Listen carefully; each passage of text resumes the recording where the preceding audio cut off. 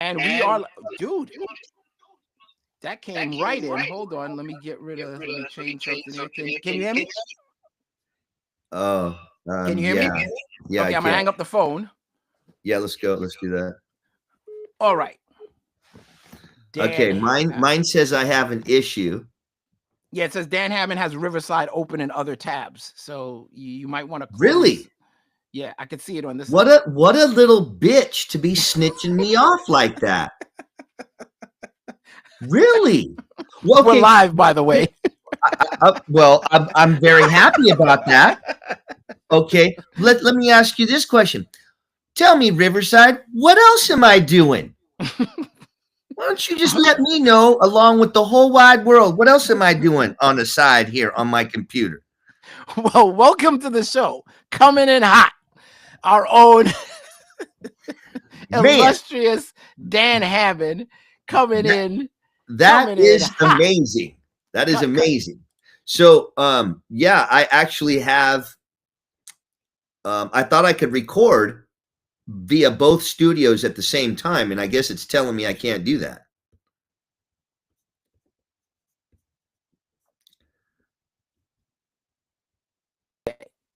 I don't know.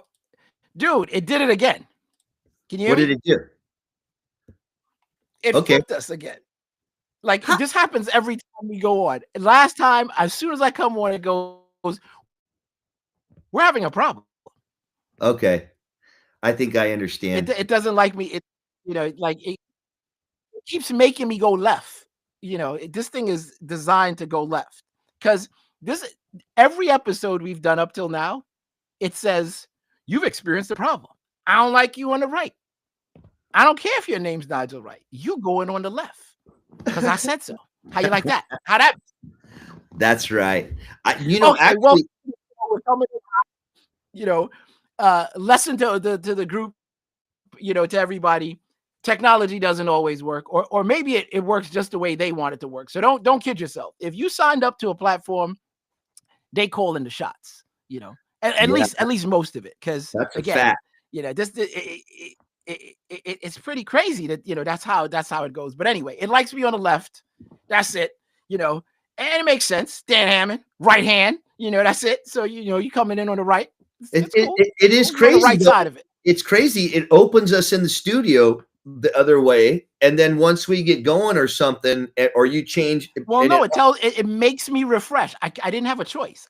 It said basically cancel or refresh or something like that. So I couldn't close the window. It was covering the screen. Right. So what can we do? But anyway, we're going to jump into this. And again, technology doesn't always work. I understand sometimes with, all the new stuff coming at us hot and heavy, we may be getting signals that say, turn it off, give up. And the best advice we've come up with and we've used directly, because we drink the Kool-Aid here, is this. Sometimes you set a threshold. I'm going to try this 3 times, and then you step away from it. You give yourself time, give it time to settle. Don't go throw on your computer. These things are expensive. I don't know how many of you got extra bread laying around, but you don't want to go busting up, $1,000 piece of equipment, because you're just not in a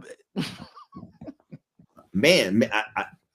I guess if you're giving it to your kid or something like that, bro, you talking a couple grand today now. If you're gonna get more reason laptop like you're using, like if you doing this, if you streaming and you need to be, those things are important. Yeah.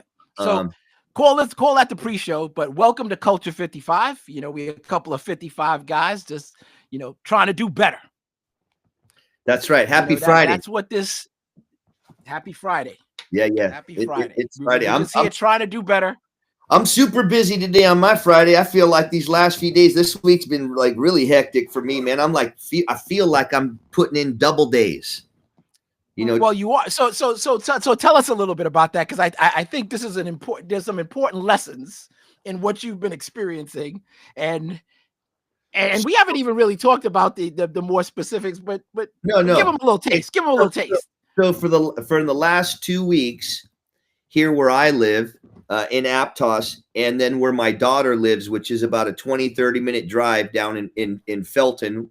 I'm right near the coast and the sand, and my daughter's right near the mountains from the beach. We both houses have ran into septic issues. So, actually, my daughter's house ran into a gray water system issue where they had a leach field that was done that was completely filled with dirt and mud, and so it just backed up back into the washing machine and into the shower. So explain to people what gray water is, and like who don't know that, especially for our homeowner audience, because that's a great question. I'm sorry I didn't mention with that. So everything in our house that we use has a drain that has water flowing or whatnot. And most, I'd say 80% of homes, unless they were built recently, just run on a septic system and a leach field. So everything coming out of your lavatories, your toilets, and your showers, your sink, and every sink, anything that has water to it that's going into a drain is going into a septic tank. The septic tank usually is about 1,500 gallons, and they're two separate tanks.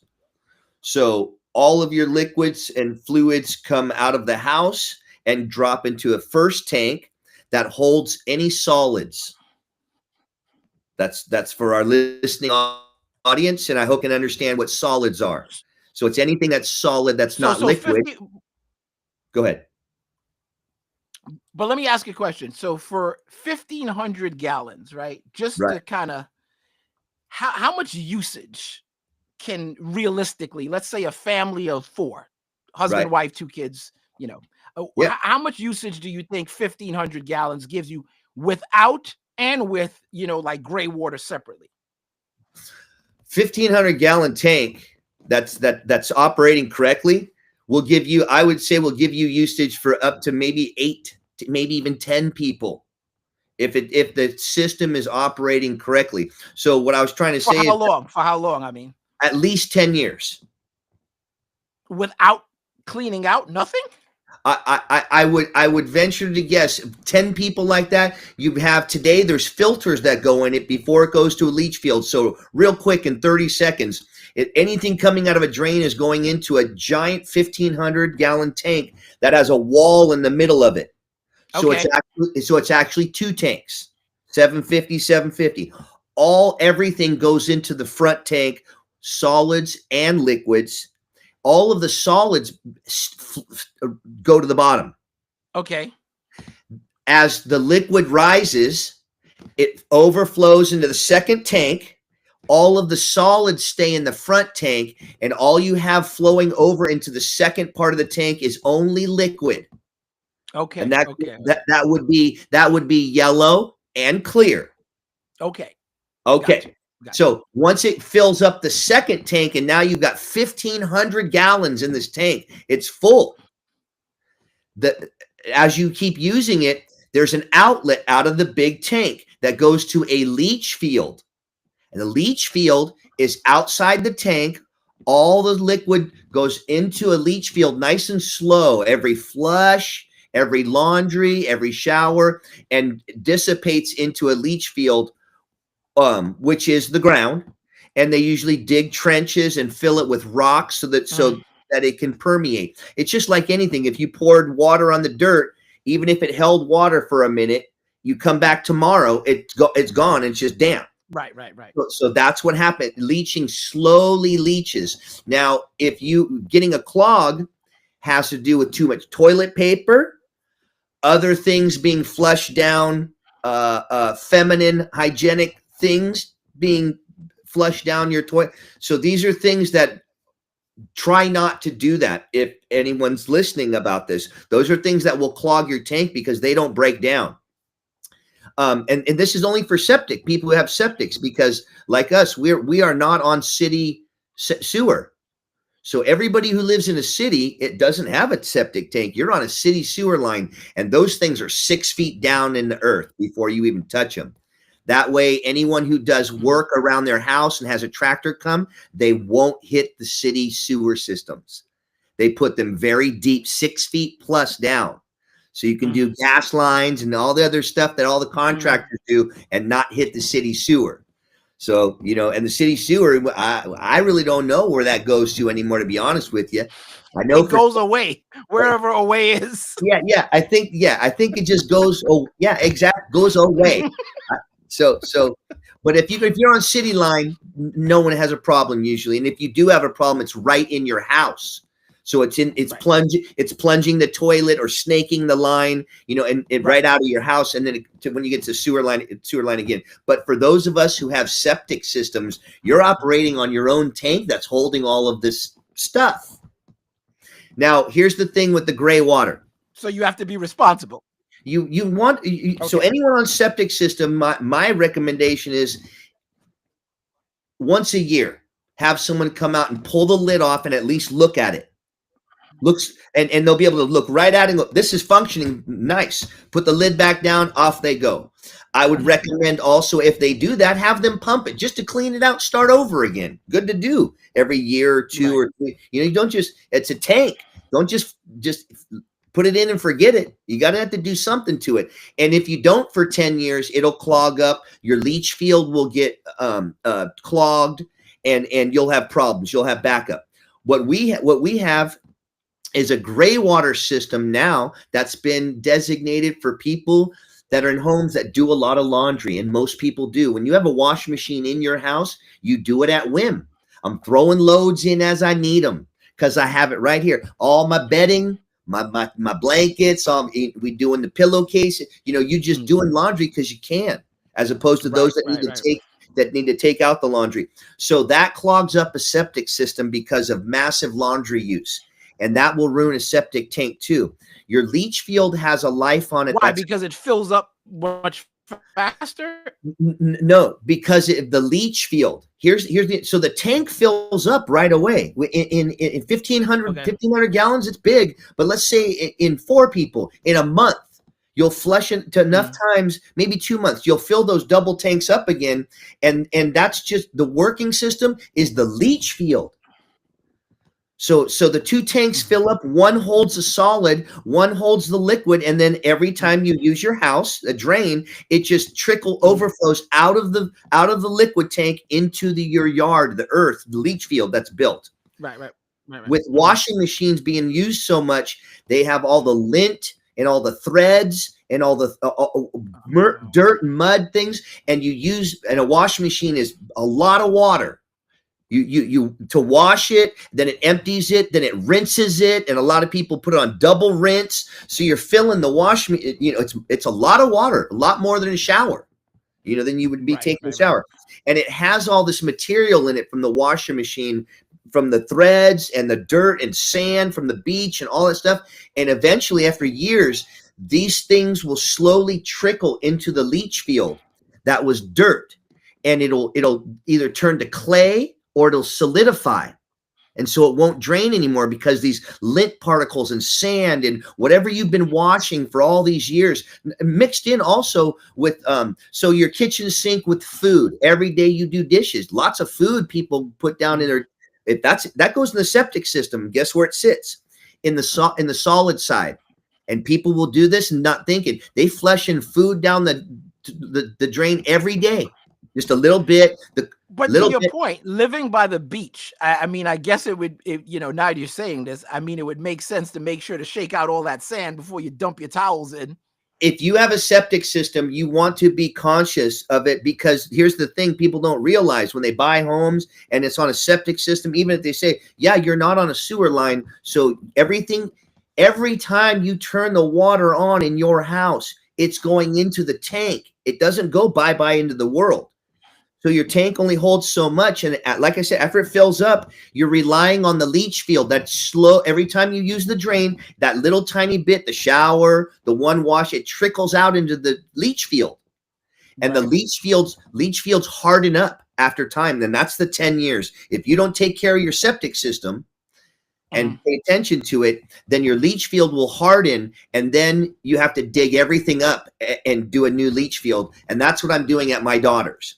They had a gray water system put in, and this is what's done with a lot of people. They designate their washing machine and their showers for only gray water, which means the only thing that's going down the drain is soapy water. Wash machine, shower. So it's clean. And that means you don't, when you get back from the beach, you don't go in with your shorts on full of sand into the shower. And people, I've done it. We go, come back from the beach, you go into the shower. You look down at your feet, man, there's a lot of sand on my body. That's going into the leach field. So that's what we pay attention to those things. The leach field clays up and then the whole system fails. So now what people have done in the last 20, 30 years is they separate the wash machine and their shower line into a gray water system that feeds their landscape.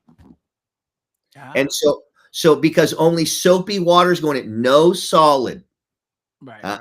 Yeah. And by taking the washing machine and the shower that maybe you had some dirt or sand or something, you take that out of your septic line and your leach field, and you designate its own drain system that only runs on the washing machine and the shower line. And when people do that, they get a system that really, if you maintain it still and just keep an eye on it, will last forever. So you really save money. So just to kind of give some context as opposed to to explain like what some of these things cost. Like if you have a problem with your gray water or septic system, average issue, what kind of money are people talking about? You're talking about a lot of money, because if you have a problem with your septic system, guess what it is? It's an emergency. And that's the game changer that everybody forgets about. Now, when you have an emergency, these are the people you're calling, the Roto-Rooter, the plumber, and it's going to say somewhere in their ad or somewhere in their presentation, 24-hour service, emergency calls, and those things let you know that you're going to pay twice to 3 times of standard, which is probably about $150 an hour.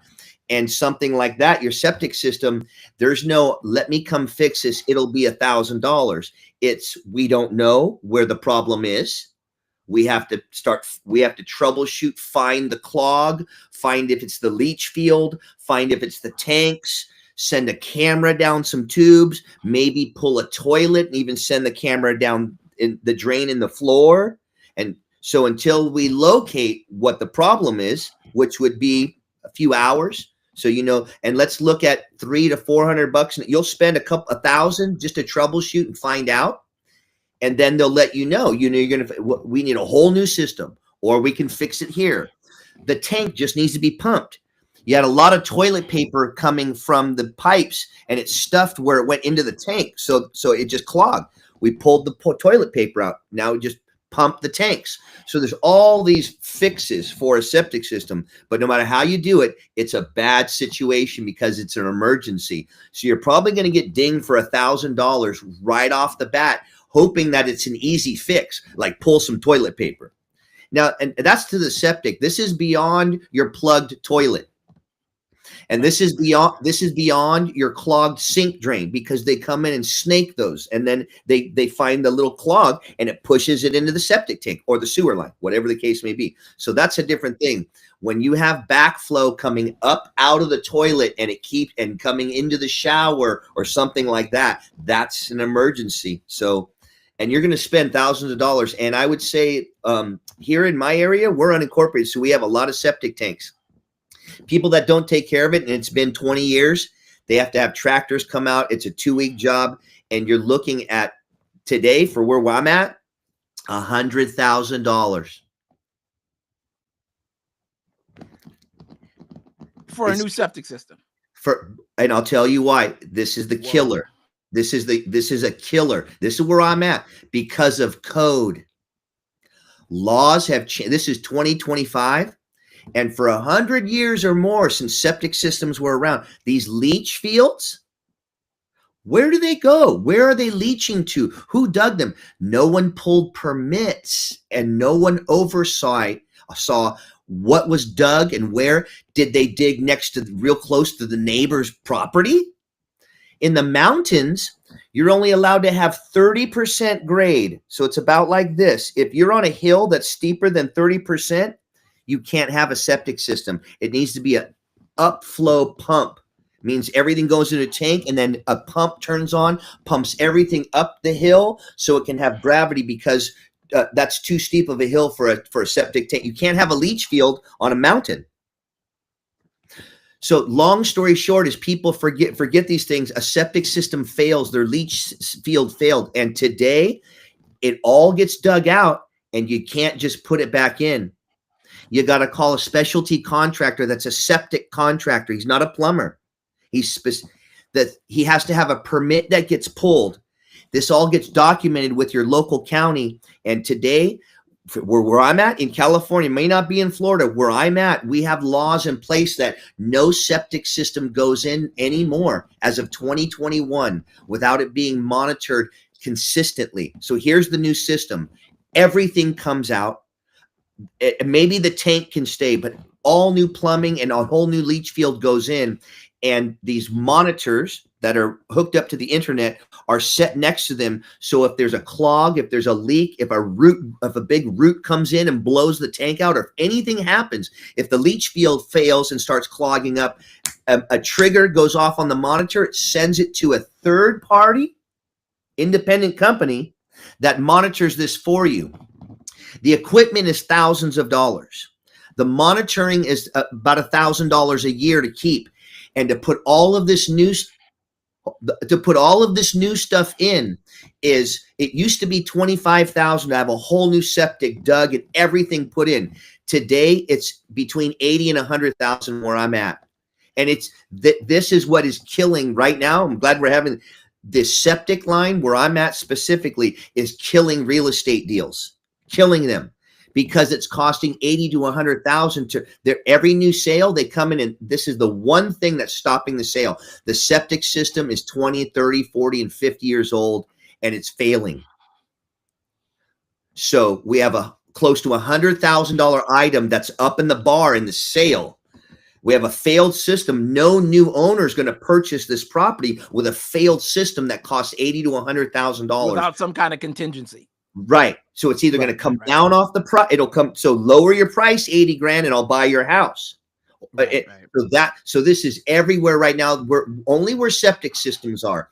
And it's becoming a monopoly. I've seen, 10, 20 years ago, there was no such a thing as a septic company. Mm-hmm. They were plumbers. All plumbers are totally verified and totally educated enough to put in a tank. The plumbing from the whole house goes into a tank. It's not right. A plumber does that. No, not now. You have to have a special license. You have to know excavation, and you have to get a soils engineer come out and test the soil. Boundaries are set with where we're at. So that's why you can't do on more than 30 degrees. If I do a leach field, that means the water keeps going down to the river, to the neighbors. So all of these things are very expensive now. The tanks alone are $10,000 and $15,000 for the tank. That's to order it, have it delivered. That'll cost you $1,000 to deliver it on a giant truck. Tractor's got to move it into place. A lot of times it's in people's front yard. Dig it up. Tractors come out, and the hole is 6 feet deep by 10 by 10. It's a huge tank. So it's a massive operation. The tractor service alone, $400 an hour, and we don't do a price. $400 an hour for the guy to run the tractor, and they will probably even charge you another $125 to $200 for maintenance of their vehicle. All their tracks fill up with mud. They spend hours hosing their tractor off. After they leave you, they take it back to the yard and have a guy spend hours cleaning the tractor and then re-greasing it, because we were in mud in your house and had crap getting in our time. So no one thinks of these things. It's a astronomical cost for septic systems today. And I'll finish it up. You're monitored now. PG&E smart meters, or not PG. Do you guys have a smart meter for your electric? We do. Everyone does. Okay. That's what they've done to septic systems. They've smart metered them. So it's constantly hooked up to someone. It's third party. They didn't have anything to do with the building, the construction, the permits, the nothing. They own this sweet little precious box. That's code. It's law. You have to have them. They go out and they put it right next to right where the tank is. And it's hooked up to their private network. And they're monitoring it every day just by lights. So if something happens, it triggers. So these septic systems don't fail into people's properties and crap. This is what the law. So no more anything. You don't just get to dig and do what you want no more. Plumber can't do. It's all these bureaucracy that winds up being, and I am not exaggerating, 80 to 100,000, depending on the slope and, extra digging. It's 80 for me here, minimum. I'm not joking. And it's killing sales. So people, again, you got to knock $100,000 if you got if you have 20-year-old septic system here in the mountains in Aptos by the beach where I'm at. Kim just sold one. I remember that last one I did a little inspection for. They had a bad septic system. They lowered it $82,000 to take care of the house. Case in point. But I will just interject right here. The important thing and why we talk about things like this on the show, and one of the several projects that we're working on is to make sure that people are well informed, because again, in order, like, better, you do better, and it all comes back to the same thing. Where is your biggest investment in life? Typically your home. 100%. And just to give some context, all the stuff you mentioned, it's not just you happen to be sitting around like Cliff Clavin and flipping through some books. This is stuff you've been doing for years, license inspector. So the point is, to make it short, is this: when you're going into making the largest purchase of your life, typically for many people, and buying a home, and considering that where we are in technology, the capability AI has to be able to find all this information, you need all the data. If you're looking at two houses, think about it this way. I was thinking about this morning. Before you would go and you would, you're shopping for a house with your family, your wife, whatever the kids, you're like, oh, does it have enough bedrooms? You got the basic inspector come in. Is the house going to, fly away? Did anybody die there? Was there a fire? That kind of thing. Like the Carfax for houses, if you would. But that's very general. It's very rudimentary. And quite frankly, a super low bar. Where we are technology-wise now, coupled with professionals, again, I can't stress this enough. AI is great. I can research almost anything all day, and that's great. No matter how much I research, you get the person who does the job that will give you the inside baseball, because there's things that only they know because they're actively practicing the craft. Right. You may think, oh, well, ChatGPT told me, or Grok told me, or Claude. Yeah, but it doesn't know the inside baseball. Funny enough, Nigel, you and I have dove into AI enough. I'm confident that if someone wants to go into AI, anything we've talked about right now, AI will give them some good information on the gray water line I'm working on my daughters. I did look up a couple things because I'm also an inspector also. So there's codes that I wanted. I looked up a couple of codes. It was able to give me a diagram. Perplexity actually pulled up the code I wanted to and showed me the diagram with some slope and had, the 4-inch to a 3-inch pipe, some specifications. But here's my specific point to that. If you didn't know that, you wouldn't even know to look. So it being there would be irrelevant. Right. Because you only know when you're able to look. So both are important, which is why we so heavily stress the hybrid. If you start with some sense of the questions to ask, you're going to get a septic tank put in, you get somebody that's your guy. You don't have the person you're doing business with hire your attorney. 100%. You get your own. Right. You get your own person who has a skill set. It's funny you say this too. And also for everybody else, because I feel like when we start getting into a groove like we do, Nigel, it's like I'm only talking to you again. You know what I mean? I'm like, it's just me and you, and I forget the other things out here. But we have been working on things, and this, to your point, the information is gold. That's the Goldilocks zone. If you want to get into a Goldilocks zone, and everybody wants to, it's just right, comfortable. Not too hot, not too cold, not anxiety, but always excitement. Good to have the goal, the just right. You want as much information as you can have. And to our point, like specifically on a real estate purchase or what we're talking to today, you nailed it on the head with you want your people. You say you thought about that. You were thinking about these kind of things today. As I was driving back from the job today, I thought to myself, every house needs to have their own people. If they can, even social media, if you could have, this is a revelation for me right now. If you have time ever, maybe this next year, try to find a plumber if you don't have one and get on a speaking term with them saying, I'm just looking for plumbers. And instead of something coming up and me calling in a panic and not being able to, you call in a panic and here's the odds of what happened. You might not even get seen that day because you're calling. That day is kind of like on tickets and people who are busy and professionals. The day is taken.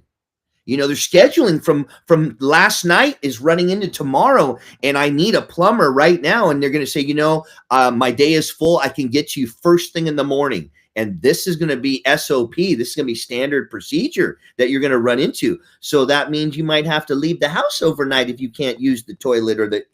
But think about this, just to bring it in terms that, the more technology native understands. You have Uber pricing during peak hours. Correct. The same ride that would cost you $20. Correct. At 4 a.m. So if you could 5 p.m. is costing you $40. If you could have some sort of a file, a Rolodex, old school, or anything with just, and even better yet, always contingency and a backup, but a go-to guy that you may not even, you can do this today, calling around. Just one guy. Don't call all plumbers and electric. I need to find it. Just start with a day and call one plumber, one number, one day. Leave a message. If they call you back that day, hi. And you'll be able to feel them out. They're super courteous. They'd love to help you. And you're just letting them know, let's just say hypothetically, I've heard of some bad news stories and I don't want to have these. I'm being super proactive. I'd like to get to know the next call I make, the plumber I'm getting to know now. Can I keep you in tell me your protocol. If I call you, do you have a 1 hour show up that you're guaranteed to be there? Let's talk on the phone. So everyone needs to have all tradesmen, a plumber, a roofer, a carpenter, a landscaper. And, you only need to send them maybe a Christmas card, $2 a year. You only need to send them, maybe they're not the biggest company. You send them a high social media or something. I'm thinking about you. So glad to be on in your team, as your customer clientele.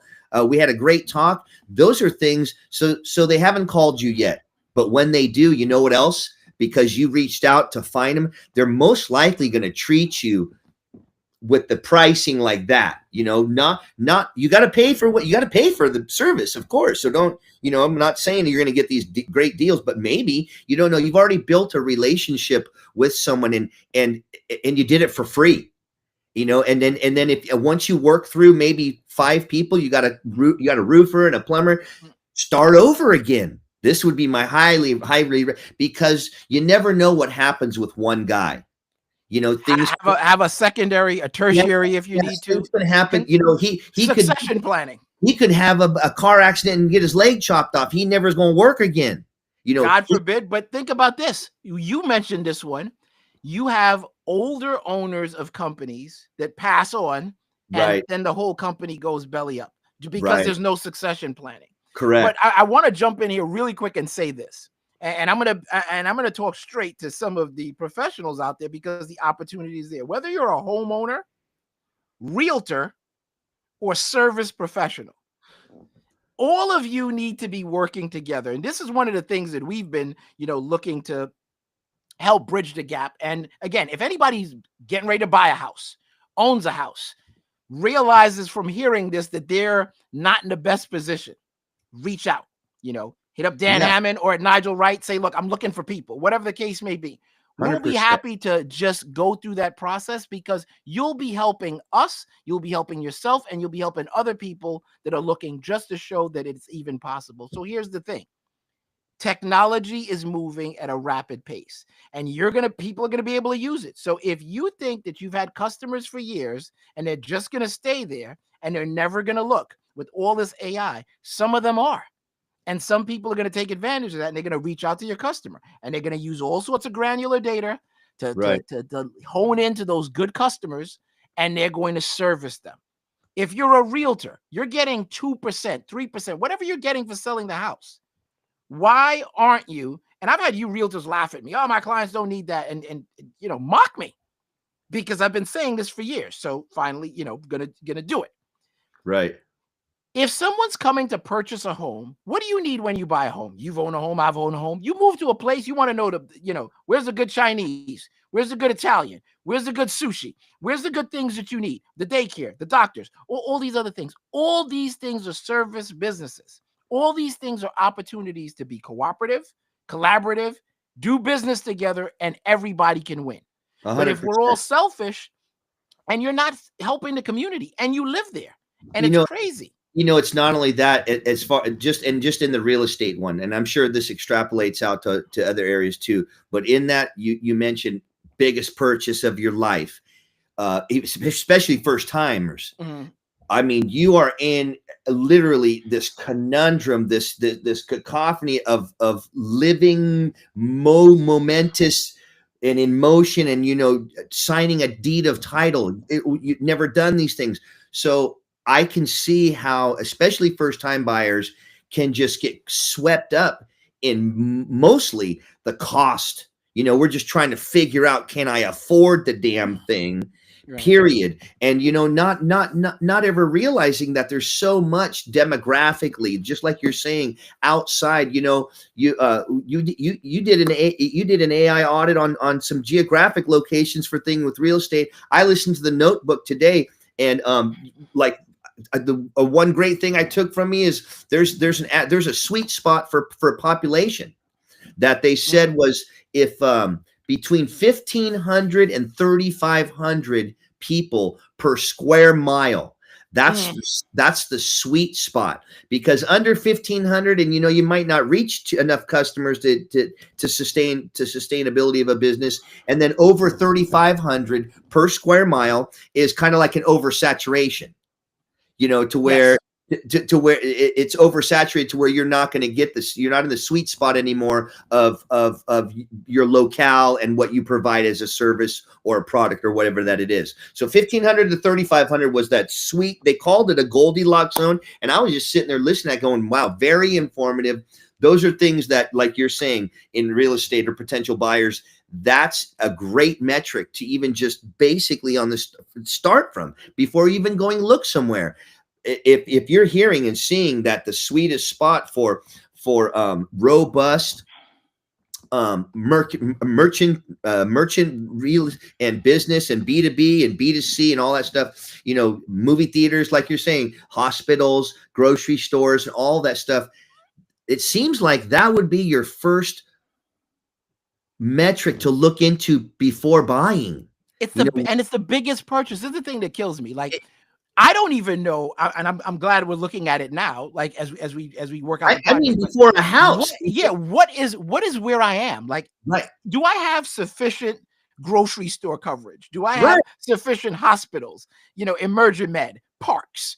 All the things that are there. What's crime in the city? How am I assessing so many things? Right. How am I assessing a neighborhood other than the general coffee water cooler talk? Right. Oh, that's a good neighborhood. Based on what? Or how close am I to a gym? Or people will ask, well, I do this for a living. How close is it to that type? But like we're saying, that's one or two things.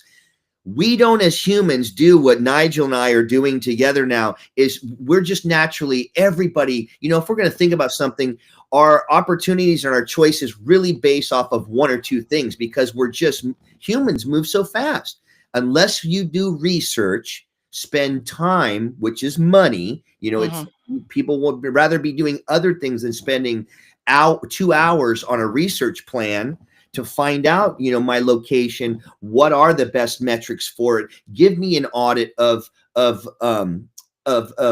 geographical location, of demographics, of population census, and all of things in one. Right. I would love to. So again, I think what we're leading to is there is documentation that Nigel and I are working on consistently, that we are working to form community with people who not only this is not a need help situation. This is a be informed so you can be your best. Spending money, spending $1 million on a purchase, man. I mean, unless you got a lot of millions to throw away, right. Hey, by just listening to us and even maybe checking out a document that we are putting together, these are money savers. It's not suggestions. It's data that's proven. If you know these boxes and parameters, this will save you money and time. Headache. The negotiation conversation starters. Like, again, it's one thing to say I'd like a better price. For sure. A whole other conversation when you say I'd like a better price because A, B, C, D, F. Exactly. How about this for service or something? The status of a home. Who I'll stand on this. I'll die on this right now. Who in the world ever wants to be hit with an emergency? I'll throw it out there. Zero. Unless you're a crazy person and you like chaos and craziness. So here we go again. There's documentation that will eliminate most emergency cases. Well, at least prepare you. Again, the other thing is, I think that the idea of you're going to buy a home, homes cost money. You're going to have instances where things are going to need to be repaired. They don't just repair themselves. Right. If you are better prepared, you care for them better. You see the problems before they come. You understand the simple things like, hey, this roof is not going to last another 2 years, which means that the next time I get a quote for insurance, they're not going to insure me unless I have a new roof, regardless of whether it's leaking. I loved you said that. 10 seconds on the roof. No one knows about this one. If you got trees by your house, your neighbors or you, and you got leaves, you must realize that leaves accumulation on roofs and in gutters and things is one of the number one causes for system failure or roof failure, because the gutters don't get cleaned out or leaves will stay in a roof section and literally create a mud or, create a loose debris or something like that. Leaves alone, and I'm saying like pine needles or any kind of leaves. So if you're buying a house and your neighbors have tall trees, those leaves alone gutter clog. Okay, the gutter gets clogged, then the overflow doesn't come. The rain off the roof doesn't go into a gutter and drain. It kind of backs up out of the gutter, starts hitting the edge of your roof. It hits what they call fascia, which is the wood behind the gutter, and things start rotting at the very end of your roof right away. And you'll never know that you have a gutter clog or that unless someone tells you or unless you know what to look for.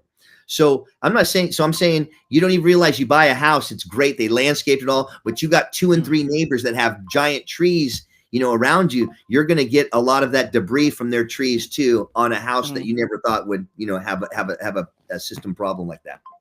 But even more to your point, Nigel, I'm super stoked that we had this conversation and that we're able to, touch onto these subjects. I think we can have this conversation forever. And it's always, the great thing about it too, is it's always not changing, but rejuvenating itself. The times change, prices change, locations change, things wear out. So this is not a one and done situation. This is a one, it's an ongoing conversation. It's a journey. And I mean, I was actually looking down. I was trying to get our buddy at NY Loan Guy to pop on. Now he's probably watching at this moment to come on and just say a few words, because as a mortgage banker and, working with so many different clients in the Hamptons or New York City and seeing all these different challenges that sometimes come up with home purchases, whether it be building new, renovation, a tear down, by the water, whatever the case may be, you start to see the you start to see the issues and hurdles that sometimes need to be overcome that you can actually take advantage of. You can actually start to, insulate yourself from, because again, 100%. you're going to spend money when you buy a house. Like you just go in, like simple things. I need a toilet tank brush. I need, like, you're just going to be doling out money. You don't need to be spending extra money, especially when you can have someone on your team, consider it like your lawyer, your own lawyer instead of the other person's lawyer, being able to point out areas where it may seem like, yes, you're going to have to spend money to have the person come and look at it, but you keep yourself out of those more expensive repairs that can really hem you up. 100%. Really put a dent in where things are. And also, it's not just the issue needing to be fixed. It's, to your point, super specifically, when it's an emergency. Now you're paying, instead of paying $2,000, you're paying 3x with interest, with everything else. Now you're hemmed. It makes things unaffordable. And then not only that, when you find out that you need to pay 3 times of what it's standing, and you know what, you can't be mad at someone for being open 24 hours a day. Oh, and you call me at 7 at night to come fix something, and it's you need an emergency. Right. When that person comes, you need to, in my opinion, I've worked in the field all my life. That's a gracious thing that these people, that's a service they're providing after hours, baby. I mean, this is like, call me at midnight, I'll come take care of you, so we need to kind of treat that for what it is also. But, these things work hand in hand. And this is why we're like suggesting, get to know your contractors. It would be good if you had every house, I feel, should have a team. And I think we're going to work towards something. And I see myself in the future, like leaning in, every contractor should be having this in their mind. Why are you chasing jobs for people you don't know? Every time you talk to someone, or every time job that you go to, inform them that you would like to be their exclusive provider. Yes. And here's the benefit you're giving, because the other thing is, yes, when you have an emergency repair, you're taking what's available. Like this is what's here. First guy to come. It's emergency, so everything goes out the door. It's almost like quality goes out the door. How soon? I don't care. I don't, just fix it now. And people need those. You break a window or something, and it's cold outside. You're going to need to have that window. Hey, we all know about the cardboard, and hey, you could do that too. But eventually, you're going to need a window replacement. And a contractor, a general, or someone, not a window guy. That's why it's good. Maybe sometimes if you knew a general contractor, because he has a all team already set in place. So that's how you talk to the guy up here who's got the pyramid and the team already set in. And they just, you become someone's customer. And it's not, also think of this, it's not that I come hit you one time and I never see you again. Right. So I know you, we build a relationship. Relationships cause, what, for me, and I would like to think the whole world, if you're a person that's not out to get you, you're a human being that has compassion, has an ethical, moral value, you like to be treated well, and you like to treat others well, it feels good to have someone. I know a plumber. Yeah, I know just to be able to say that, it feels good. Instead of having to call someone and feel like you're getting, like you were saying, the fleece or the hijack. And it's expensive today. I know things have changed a little bit. You call a service provider now, and I never understood it, but I guess I do now. It's $130, $150 just to push the doorbell. See, there's a ticket when you call, it's all tracked, and you accept. Would you like me to come out? You say yes, or you hit or it's an email button click. They have the right to charge you, and they're gonna 1 hour right up before they even hit. And they have you and once they know they have you by the short and curlies, and dare I say, to your point, when you have a general contractor, an inspector, somebody who has a Rolodex already, the real benefit becomes this too. You have your own version. For those of you who like Pulp Fiction, you have your own version of the wolf. You send in the wolf. Correct. Because here's what happens. If I have a problem, right? Anything in the house, I do it now.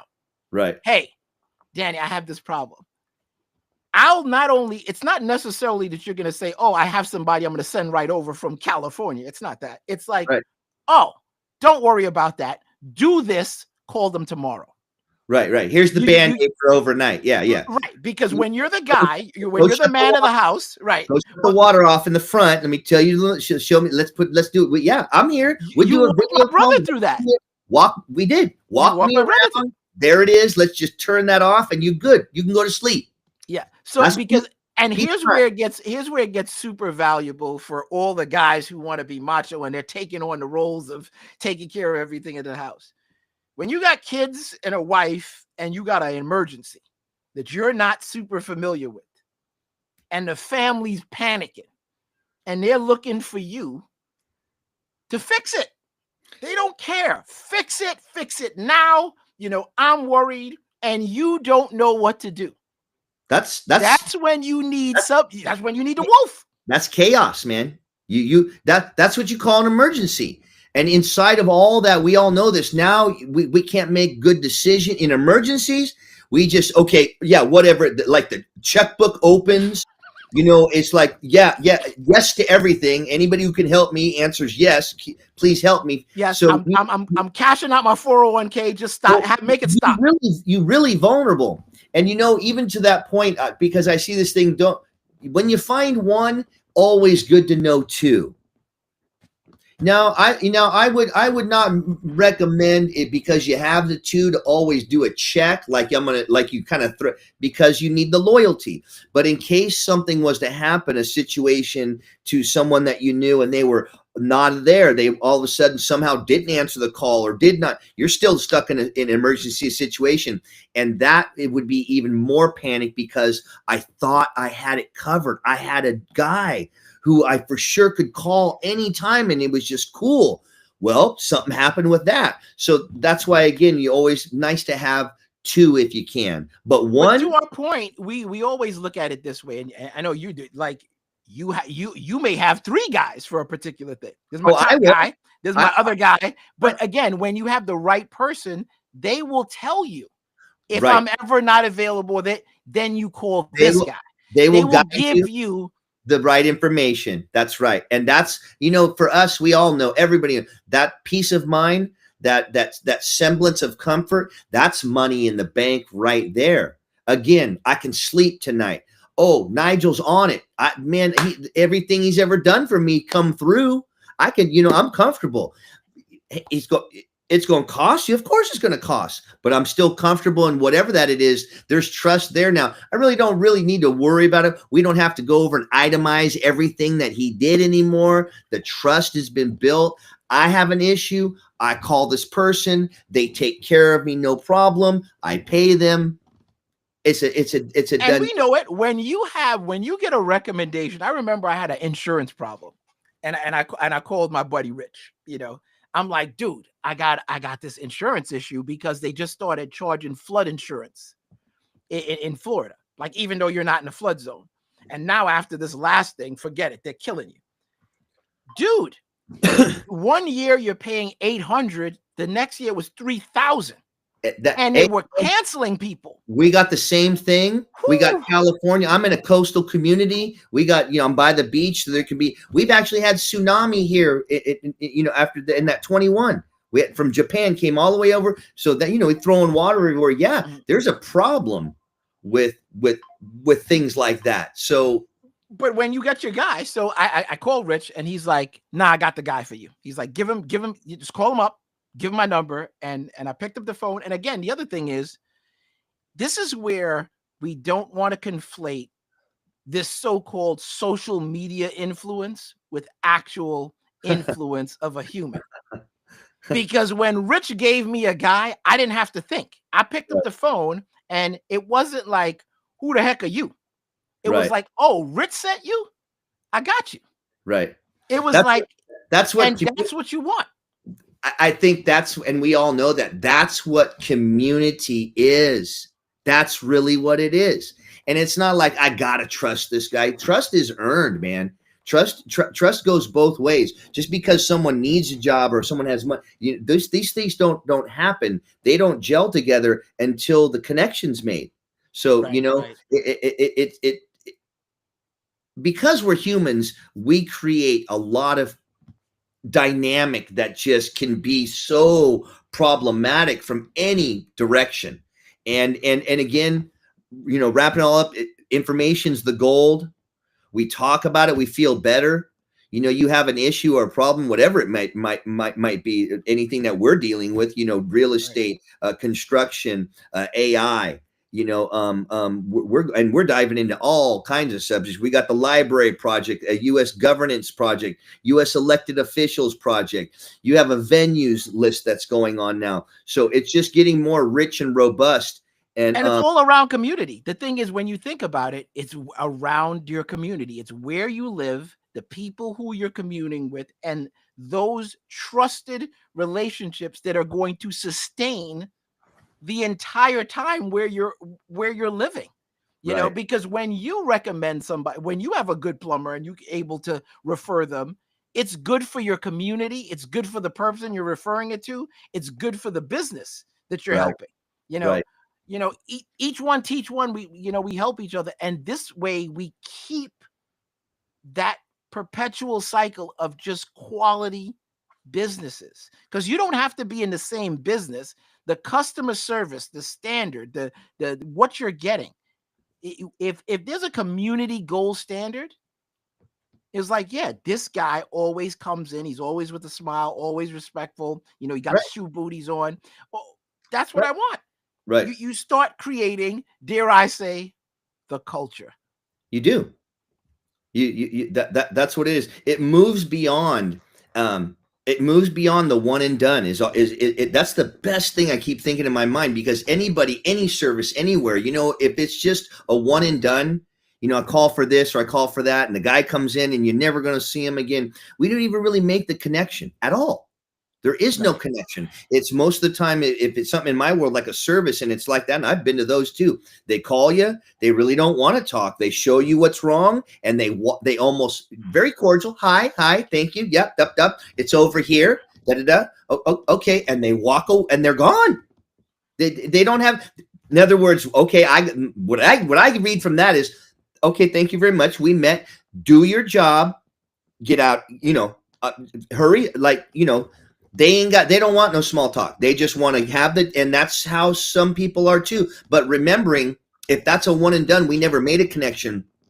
I myself, not out of intention, I'll just stay quiet. I'm not going to, try and sell myself or call me ever again. I've had issues, times where I've felt like, man, I'm coming to help these people, kind of like Vietnam War or something. I'm coming to help these people, and they're angry. And I understand, because they got a problem. They had something, they got to spend money. And I'm not the guy they really wanted to see that day and spend money, but you got to be real. I mean, I'm here. I came to help. I'm here to fix it.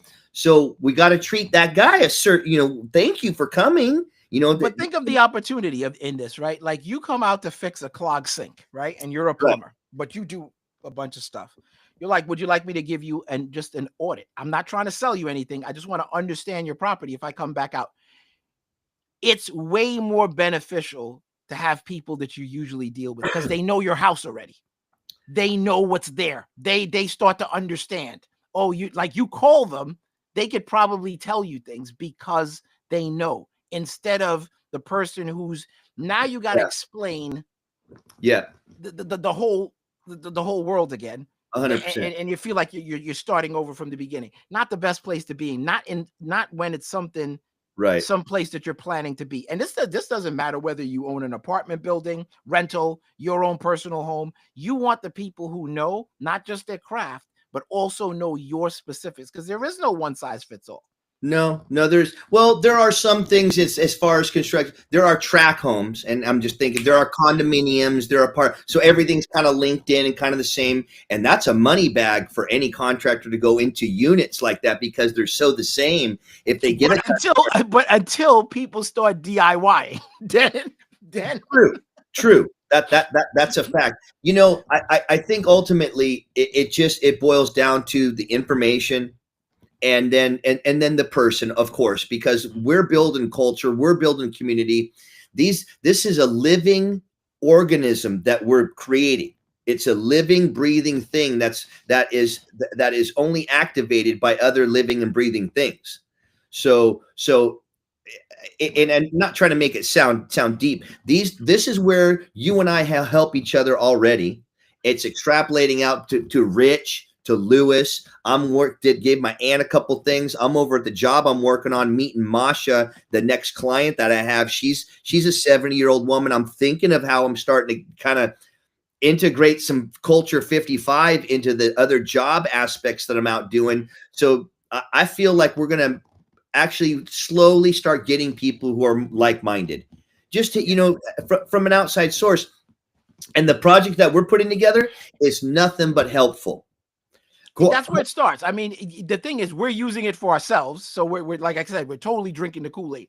Right. We didn't know certain things. So now we're becoming more informed. We're even making it better now too, because as we find things, it took a lot to get there, to get an aha moment, or wow, this is super helpful. There's a long time to get to that point. Now we get to somewhere we can either reverse engineer back off or consolidate what we've created into, instead of a 12-page or this big, a book type of thing. It's all in there. All the data is there that's to show the relevance of it. But then also here you go, easy use to do, kind of like a book cover. Yep.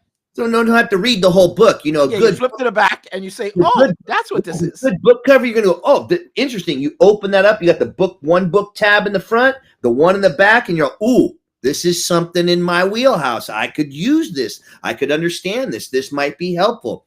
So that's where we're going. Taking us a minute, but we've got a few Riversides going. I think this is our first live on the Riverside, right? No, I think this is probably our third. No, streaming though. Streaming. Yeah, no, it's like our third. Oh, you had, I didn't know you. I thought we just recorded before. I didn't know we streamed before. Okay. Irregardless, we brand new. We just coming out the womb over here, but we coming out correct. We're brand new to you, but we've been doing this for a minute. How about between the two of us, we have 111 years of life experience. Amen. That's a lot of time right there. Next one coming in on the 55 or more, all of a sudden we get 1,000 years of life experience just out of 10 people. That's moving. So we help each other in everything, in construction, in real estate, in AI, in technology, in Web3, in community, in culture. And you think about your home and you experience a problem, chances are somebody else has experienced it too. 100%. And you may not see it at the moment. It might just be you're solving the problem. 100%. You're helping someone else. You're giving them the opportunity to see that, oh, this is, you can get some help.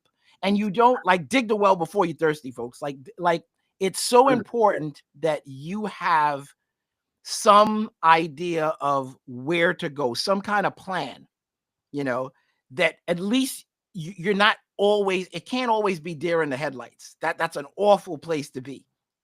Everything can't be the emergency. Everything can't be the deer in the headlights. Oh my goodness, I'm getting hit. Well, right. And with a house, it comes up. So put yourself in the best possible position. We will certainly, we certainly subscribe to that. If you know better, you do better. And this is not about necessarily selling anything, but if you have the information in front of you, you may make the same decision, but at least it's going to be an informed decision. You're going to know this is what it is. You're going to have some idea of the questions to ask to the professional.